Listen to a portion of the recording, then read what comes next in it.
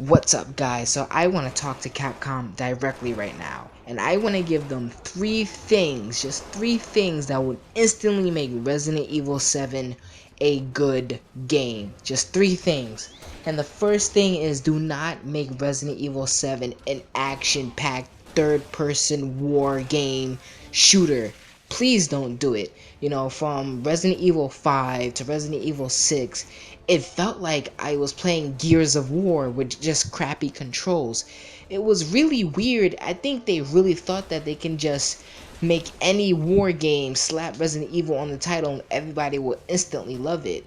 Like, the only Resident Evil game, in my opinion, that did guns well was Resident Evil 4. And those aren't even guns, those are fucking crossbows and shit to fit the whole medieval type atmosphere. Like, these people are not advanced, but they give them crossbows and things of that nature.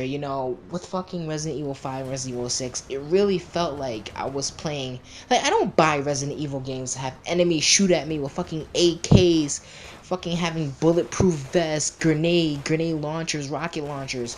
I don't buy Resident Evil for that experience. If I wanted that experience, I buy a 360 and I play Gears of War. Hell, I played Metal Gear Solid. I'll play any war game. Why do I want to pick up Resident Evil, which was survival play, an action-packed shooter? That's dumb. I don't buy Resident Evil for that reason. Moving on. Please get rid of any Wesker ties. I don't want to see Wesker anymore. He died in Resident Evil 5, but he kind of returned in the form of Jake. They made a Wesker connection with Jake. In Resident Evil Revelations 2, apparently one of the Wesker clones came back. And I am just sick of Wesker. He's dead. Finito. Stop trying to further his legacy in the Resident Evil universe, because I really just don't like Wesker anymore. I mean, he's a good villain, but it's like he's dead. Why do you keep trying to find some way to remind the player who Wesker is? Move on.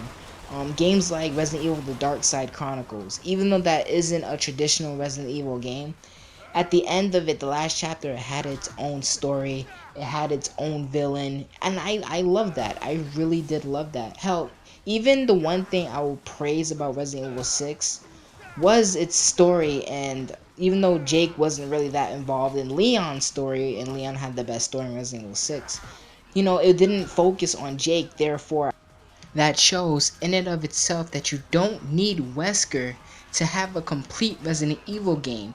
Just because you don't mention Wesker doesn't mean it's automatically no longer Resident Evil. You see what I'm saying?